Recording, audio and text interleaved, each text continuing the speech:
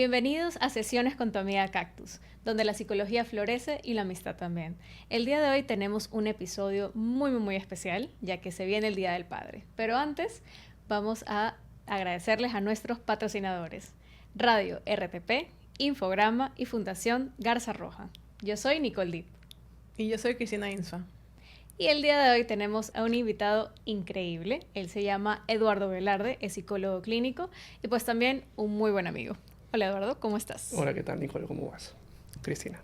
¿Qué tal? ¿Qué tal? A los tiempos. Tiempos. A los tiempos. Mira, el día de hoy creo que el episodio va a estar interesante. Siento que mucho del tema alrededor del padre es bastante peculiar. Siento que hay muchas expectativas, hay mucha exigencia también y también hay mucha falencia en cuanto a entender este rol. Entonces, por eso hemos pedido que vengas con nosotros, ya que tienes esas dos miradas, desde la psicología, desde la experiencia con tus pacientes y bueno, pues tú como padre. Bueno, les agradezco la invitación de ser así. Espero estar al nivel de las expectativas de justamente ese posicionamiento donde pues supongo representar también, ¿no? Ya de uno empezamos y ¡pum! Expectativa encima. Sí. Así es la vida. Es lo que es ser padre también, ¿no? Lo que la sociedad tiene como esperanza o expectativa de lo que el padre debe ser en la representación dentro de la sociedad, dentro de la dinámica con la pareja o acompañamiento, que no siempre necesariamente es de matrimonio, sino simplemente la dinámica de padres y pues con la dinámica hacia los hijos en ese orden jerárquico, por así decirlo. Uh-huh. ¿Qué es lo que tal vez nadie te explicó y es lo que más te ha impactado de esa experiencia como padre? Desde el lado positivo, me atrevería a decir que el peso o la representación de un amor distinto, un amor que no hay forma de explicarlo o transmitirlo si no lo vives. Uh-huh. Y lo digo desde mi experiencia propia de hijo, mi experiencia de padre y mi experiencia con iguales, en donde pues hay criterios en donde dicen, no, yo no quiero ser papá, yo no quiero ser mamá. Uh-huh. Sobre todo con mucha gente joven de la actualidad. He trabajado mucho con aspirantes, por así decirlo, a psicólogos practicantes, uh-huh. y hemos tenido mucho esta discusión. Entonces, me suelen decir que desde el criterio o la perspectiva que les presento, ven la paternidad desde un ángulo distinto, ¿no? En donde logran darse cuenta de la relevancia y el impacto que puede tener en la vida desde el sentido amoroso, ¿no? Desde un amor distinto, como les decía, desde una relación de representación distinta frente a lo que quizá experimentamos nosotros como hijos, que no logramos ver todo lo que un padre realmente hace o sacrifica o renuncia, pero desde el amor, ¿no? Porque siempre hablo de que es una renuncia, que es dormir mal, que es trabajar extra, que es... ¿Cuánto llevas sin dormir bien? ¿Perdón? ¿Cuánto llevas sin dormir bien? Más de 2 años sin dormir bien. Entonces, desde el sacrificio de dar mucho más que esa supuesta milla extra, pero darlo con tanto amor y que no te pesa absolutamente nada. Qué hermoso.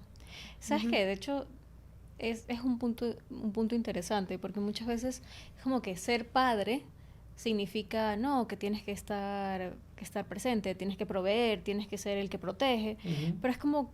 Siento que, y justo se relaciona con el episodio que salió la semana, no va a salir la próxima semana, que hablamos justo sobre el rol del hombre en la sociedad.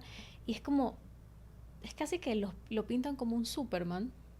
Y es como, ¿dónde está la parte difícil? ¿Dónde está la parte vulnerable? ¿Dónde está el dolor, la angustia, el miedo? Pero también va de la mano con que no se ha permitido hablar sobre eso. ¿Cómo tú lo vives desde tu experiencia? Y mientras decías, pues venía este espacio, en mi cabeza como el concepto, la idea de que no hay espacio a la falla, no hay espacio al fracaso. Es como sobreseñalado. Y no digo que a la madre no se le exija quizás hasta más, desde el impacto amoroso, desde el impacto del acompañamiento, desde el impacto de la empatía y demás, ¿no? Y el hombre viene, como tú bien dices, del ser ese proveedor, de ser esa fuerza, de ser esa imposición, de ser la regla, de ser la norma, en donde también no hay espacio a yo me puedo equivocar, porque el hombre es el que te dice, o en este caso el padre viene a ser el que te dice cuál es la línea por la cual tienes que seguir. Entonces, si como padre te digo por qué línea tienes que caminar, no porque yo fallaría, ¿no? Desde la experiencia, se puede decir que es un golpe de humildad, ¿no? Un golpe de humildad en el punto de que quizá como hijo, nuevamente me voy desde el otro lado, a veces veíamos al padre como infalible, ¿no? Pero al otro lado te das cuenta que no, sí fallas, y fallas muchísimo, y fallas todo el tiempo, y a cada rato, y estás como corrigiéndote a cada momento, y a veces hasta te puedes exigir, gracias, cuando estás como en esa posibilidad de falla frente a la crianza, ¿no? Dicho, para mí una experiencia muy pesada en este sentido fue la primera vez que Luciana se me cayó. O sea, estaba excesivamente cansado dentro de estas noches sin sueño, me acosté a dormir con ella en la cama y me desperté con ella llorando en el piso. Entonces, bueno, mi papá justamente llegó ese día y salí corriendo a la calle y le dije, ¿qué hago, papi? ¿Qué hago? ¿Qué hago? Se me cayó, puede estar mal. Me dijo, tranquilo, no pasa nada, ya está bien, si no, no estaría como está ahorita. Y ahí fue como que en esa misma dinámica que he venido, creo que hablando en todo este tiempo, es ser hijo, ser padre, y en el punto de, ok, mi papá dice que todo está bien, entonces puedo transmitirle a mi hija todo está bien. Claro. Y ahí se calmó, ¿no? Claro, pero qué fuerte. O sea, lo que hablamos también de tu papá es tu adulto premium. Ay, sí, claro. Y es como cómo coges ese rol y mantener la calma igual, de cuidado, pero también tienes que tú estar tranquilo ante algo amenazante que pueda pasar o un accidente que se pueda dar. Que claro, tú te mueres de miedo porque es algo nuevo y algo que tú dijiste que no hay casi margen de error a equivocarse, a pesar de que creo que viene mucho de que ahora hay muchas más herramientas como para educarse y para poder saber más de cómo criar, pero aún así eso no es infalible y no es que se puede aplicar lo mismo para todos. Entonces es como ir aprendiendo igual al andar, aunque hayan todos estos recursos. Exacto, no hay un guión. Sí. Y esto que tocan ahorita, perdón que las interrumpa. No, tranquilo, es el punto. Lo que quieras. Que alguna vez veían a Franco Escamilla, este comediante. Ay, lo amo. Porque entre sus cosas que dice, pues a veces manda unos factos brutales. Y hablaba de esta dinámica que él tuvo con su padre y cómo él decía que esta cadena en la que cada padre, usualmente, porque he visto casos en los que hacen todo lo contrario, tratan de ser mejores padres de los que fueron con ellos, ¿no? Y creo que cae en ese punto cuando te das cuenta de lo duro y difícil que es ser padre, ¿no? Y esa transmisión en base a no que te enseño y te digo cómo son las cosas, sino que en base a la experiencia te das cuenta todo ese aprendizaje que ellos vienen arrastrando. Y bueno, en este ejemplo que hablo es nuevamente el tranquilo, todo está bien, no pasa nada. Y así pude yo también hacer esta cadena de transmitir la calma o esta tranquilidad y paz que puede tener mi hija y tú en ese momento también, ¿no? Entonces, sí, y lo he trabajado también en terapia, ¿no? Porque viene desde estuve un tiempo trabajando con infantos juveniles, con adolescentes, en donde había mucha la exigencia del padre y que era ausente y que era agresivo y que era violento y que era bla, bla, bla. Y se trabajaba mucho este sentido se lograba detectar esta cadena, ¿no? de lo que ellos aprendieron a ser padres y decían, bueno, efectivamente, mi abuelo era un troglodita de las cavernas y bueno, al menos mi papá hace un poquito mejor el trabajo de lo que hicieron con él mismo, ¿no? Claro. Es que sabes que, y de hecho esto de aquí lo llegué a como formular conversando con el fisio que trabaja conmigo, que él es papá también, y él es mucho mayor que nosotros, pero es un hombre brillante. Y él como que dentro de su historia me decía, a la hora de la hora pasa que personas que han vivido situaciones muy, muy, muy duras, claro, no tienen la mayor cantidad de herramientas, pero dentro de lo que hacen, cuando mejoran ese poquito, sienten que ya ese poquito que quizás para la persona, o sea, ese hijo nuevo, por así decirlo, que lo está viviendo, ese poquito se siente como un no suficiente, pero para ese adulto que está haciendo ese poquito mejor, es toda la diferencia del mundo. Entonces, creo que también lo que tú haces de comparar entre vivencia hijo, vivencia papá, hace la diferencia, porque es muy diferente vivirlo, lo que tú viviste como hijo, versus lo que tú estás viviendo como padre. Entonces, creo que esa perspectiva es interesante. Sí. Así, todo así como que reflexionando, interiorizando. Llegamos a un punto Sí. bastante interesante. ¿Tú cómo ves ese cambio? O sea, si bien lo hablas de que lo has visto en tus sesiones, ¿cómo tú guías desde esta nueva experiencia, porque tú ya tienes las dos caras de la moneda, ¿cómo tú guías a tus pacientes en estas situaciones? Porque, a ver, hablar de violencia, hablar de negligencia, hablar de faltas es durísimo, pero ¿cómo lo llevas? Iba a decir como, bueno, es que no atiendo muchos infantos juveniles porque no es mi público. Me ha tocado y bueno, me dicen que lo he hecho regular bien hacia lo positivo. Pero me parece interesante... Modestia aparte. Sí, ¿qué puedo decir? Que esto no queda solo en estas edades. También tengo pacientes de 30 y pico, de 40 y pico, obvio, de 50 y claro. pico, que igual están ahí en esa dinámica de lo que faltó con el padre Claro. Lo que y darse arrastramos. cuenta, incluso siendo experiencia de ser padres, de ser madres, o incluso no teniendo esta experiencia de la paternidad, en donde pues se les ha hecho muy difícil evidenciar cómo han llevado su dinámica o su experiencia adulta en base a esta marca, esta huella que dejó la experiencia con sus padres en general, en este caso papá, en esta justamente idealización de lo que el padre hombre debe ser, ¿no? Me preguntabas cómo lo llevo, pues trabajo mucho al lado de la, digamos, concientización, si se lo puede decir, con ese concepto, para que se ubiquen desde una perspectiva distinta y no tanto desde el dolor, de la falta, sino desde de la postura del análisis y comprensión de cada uno de los eventos que se vivieron y cómo se vivieron.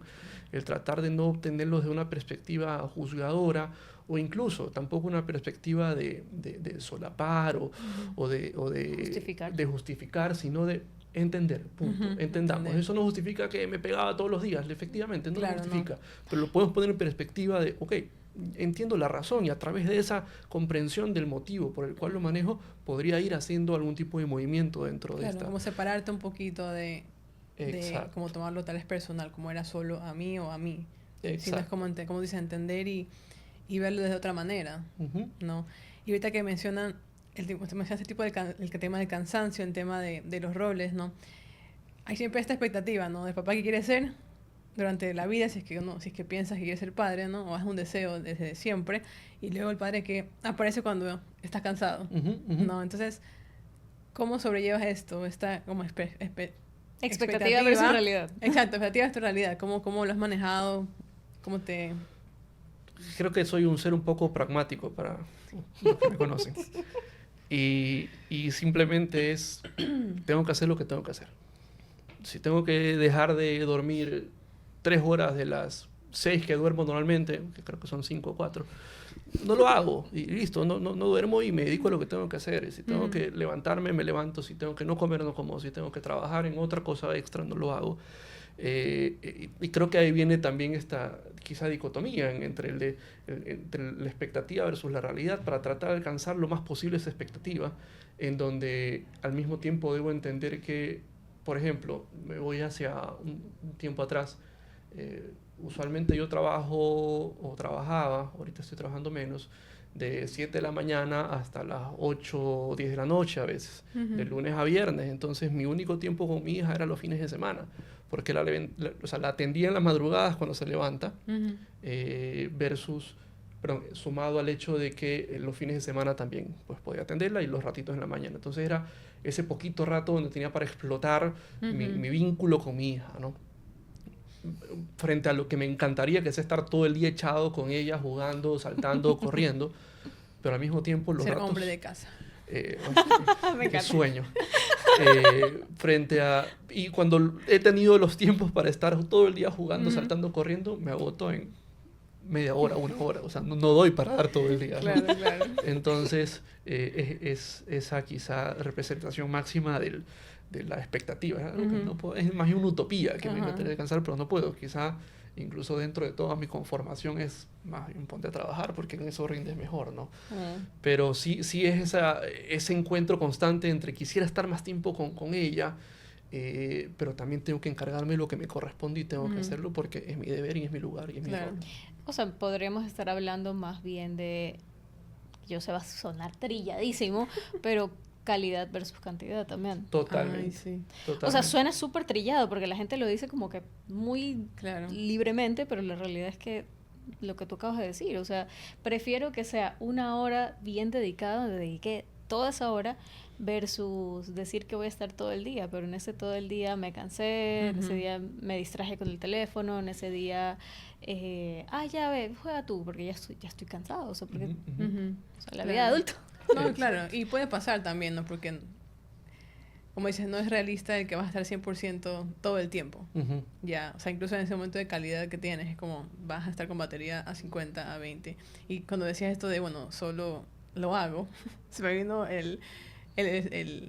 esta publicidad de Nike, que es del Just Do It. Así, casi como que tienes eso en la cabeza, como que vamos. Exacto, el motivador constante. Solo hazlo y ya. Pero bueno, también me imagino que dentro de toda tu experiencia, pues también han habido cambios. O sea, mucho se habla de que cuando te conviertes en papá, todo cambia, pero y que tú, lo que tú mismo lo dijiste, que tú eres el que tiene que ir como guiando y que tienes que trazar el camino. Pero en realidad creo que también hay otra moneda, como que la otra cara de la moneda de eso es que los hijos cambian a los padres, porque ellos también vienen a revolucionar tu mundo y no necesariamente como mal el término revolución, sino vienen a ver impactos en tu vida. Entonces, ¿cómo tú lo has experimentado? ¿Qué cambios te ha provocado tu hija? Ya lo dice mi madre todos los días. ¿Qué cosa? Ya lo dice mi madre todos los días. ¿Qué lo dice? Que mi hija saca un lado de mí que nunca nadie antes. El otro día, Nicole, mi esposa, me decía que le decía a Luciana, ¿no? En son de juego, le decía que era la persona a la que más le demuestro amor, incluso sobre ella, ¿no? También los que quizás me conozcan sabrán que no soy muy afectivo y demostrativo, pero por esa niña yo me derrito. O sea, besos, abrazos, juego, cuchicheo, vocecitas, ridiculeces y cursilerías que solo me permito con mi hija. No, no me lo imagino, no estoy es que es una imagen que es difícil era que poner, la traigamos, ¿no? ¿no? Para ver esa fase. Uy, no me importa frente a quién esté, me importa poquísimo para quién parte esté 2, alrededor ya mío. sabemos. Trae a la bebé, por favor. No tengo problema, la próxima es con mucho gusto. Ella va a estar feliz hablando en un micrófono, por si acaso. Ay, cosita. En lo que medio habla, ella habla.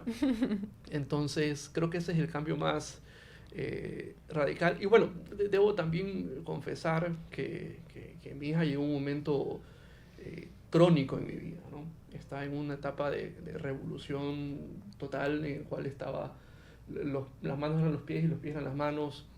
Hasta podría decir que estaba quizá en un momento muy oscuro de mi vida.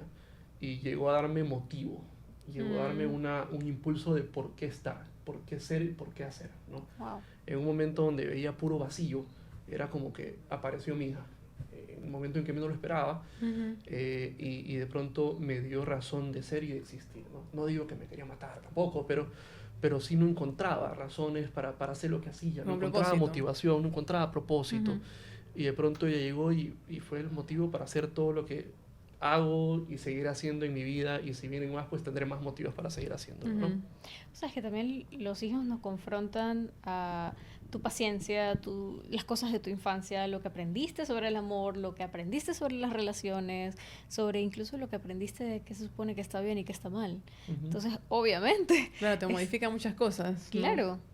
O sea, imagínate, tú lo acabas de decir, sí, te conozco. Y es como que, claro, o sea, en la universidad no me hubiese imaginado un Eduardo que estaba haciendo vocecitas y jugando. Exacto. Pero ahorita si tú me dices, sí, dejo que me maquille y me pinte las uñas, te lo juro que te creería, 100%. Totalmente lo permitiría. Me andaba con unos pinchos la otra vez en la cabeza, porque ella quería ponérmelos y me puso los pinchos. Anoche yo estaba leyendo un cuento y me dijo, no papi, yo te leo, y ella leyó su cuento. Ay, ¿cómo se? Entonces, ese tipo de cosas que nuevamente lo dice mi madre, el padre derretido ahí por su hija. Y claro. Yo feliz. Sabes que de hecho este punto, y creo que también ya un público un poco más grande, por ejemplo, cuando son abuelos, pasa igual. Yo me acuerdo que cuando nació mi primera sobrina, ella aprendió a maquillarse porque veía que mi hermana se maquillaba todo el tiempo. Entonces, cuando iba a la casa de nosotros, yo todavía vivía con mis papás, iba de directo donde está el maquillaje de mi mamá, y se maquillaba, y obviamente me maquillaba a mí, la maquillaba a mi mamá, y cuando llegaba a mi papá, o sea, a Walter, era como que no, con eso yo no juego, con eso yo no juego. Y llegó un punto donde o sea, me senté con él y le dije, déjela, pero es que el maquillaje no es para hombres. Y le dije, sí, pero es lo único con lo que ella encuentra conexión, porque es un juego que ella ve que lo hace alguien importante y lo quiere hacer con usted. Oye, después de eso, Walter se dejaba hacer de todo. Pero tuvo que haber esa vocecita de, oye, date cuenta, como cámbiate el chip. Pero fue como un movimiento que creo que si yo no le hubiese dicho, oiga, pero dése cuenta que es una forma más allá. Es un cambio de significados, ¿no? De lo que has aprendido toda tu vida. Claro. Y este concepto se modifica en el momento de ser papá, de ser abuelo. Claro, en el caso de él es como que no, pues el maquillaje no es para los hombres que haces, pero fue como, es que ella no entiende lo que significa el maquillaje como tal. Es netamente estoy jugando, entonces quiero jugar contigo. Claro. Y una vez que él lo permitió, él también como que hizo un cambio en su cabeza y empezó a permitirse a jugar de otras maneras. Porque claro, él decía, no, pero es que las niñas, y era la primera nieta, la primera niña chiquita en la casa, entonces obviamente había como mucho miedo en cómo tratarla. Lo que tú decías, como que no, es que es la primera vez que se me cayó. Obviamente existe mucho este miedo porque las vemos frágiles, las vemos chiquitas, y fue como el aprender en el camino. Claro. Y escuchar consejos de otras personas. Porque después también llega el, a mí también te me caíste, cosas así. Y fue como, me acabo de enterar. Todo tiene sentido así ahora. Que eso explica mucho. ¿Cuántas veces me dejaste caer? Momento de confesiones para los hijos. Y ahorita que nombrabas también a los abuelos, también no lo he vivido, ¿no? Obviamente todavía. No, pero abuelo, lo ves en tu papá. Pero lo puedo ver. Y es un impacto también grande, ¿no? En donde quizá aquí se elimina el punto de tengo que ser fuerte, ¿no? Sí. Y ahí sí hay, y lo veo en los abuelos de Luciana, en el papá de Nicole, en mi papá, en donde hay una permisividad mucho más abierta, una apertura, una suavidad, una flexibilidad. Yo ya los crié. Ahorita es para consentir. Exacto, ya me toca ser abuelo. Eso es decir, déjame que yo hago. Y ahí va el abuelo a dejarle hacer todo lo que quiera. Sí, pues sí, me dice, ya bueno, ya vaya. Los dos abuelos ahí haciendo lo que la nieta quiere, ¿no? Sí, sacan esa faceta. Bueno, mi papá, que... Bueno, Nico lo conoce, pero él es bastante serio. También es bromista, pero obviamente con sus hijos siempre ha sido bastante recto en muchas cosas. Entonces, cuando estaban mis sobrinos, me acuerdo esta imagen. Él estaba saltando después de bañarse. Y mi papá, pero mijito, siéntate. Y yo así como, aquí le va a pegar, le va a dar o algo para que se calme. Y la Naya esperando. Y la Naya, ya, mijito, ya. Y lo coge y lo sienta. Y yo... ¿Y esto? ¿Y quién es esta persona? ¿Y por qué esto pasó? ¿Qué? ¿Dónde está mi papá? Así. Y como, es que es el abuelo Chito. Entonces, es este cambio, ¿no? Que van pasando incluso de generación en generación. Empieza como padre, incluso como hijo empieza, y luego como padre y luego como abuelo. Entonces, es esto que se va modificando, estos significados y esta flexibilidad, cambio. Entonces, que cambia totalmente todo. ¿Qué consejo crees tú o quisieras brindarle a los nuevos padres o en general al público? Al público. En general, al público. Bueno, tal vez puedo traer esa conversación que les comento que solía tener y suelo tener cuando me topo con chicos jóvenes, chicos y chicas jóvenes que tienen mucho este pensamiento. No sé si estarán acá los que lo piensen, de no querer... Ahí? Tal vez, alcen la mano, no mentira. Dejen un comentario. Mejor. Que para qué ser padre, que hay que disfrutar la vida, que tengo mis proyectos, que necesito cumplir o desarrollarme, etcétera, etcétera. O el otro lado que dice sí quiero, pero cuando ya tenga todo lo que necesito para hacerlo. Bueno, el consejo es para uno y después es para otro. Para los que dicen hasta que tenga las cosas, eso nunca va a pasar.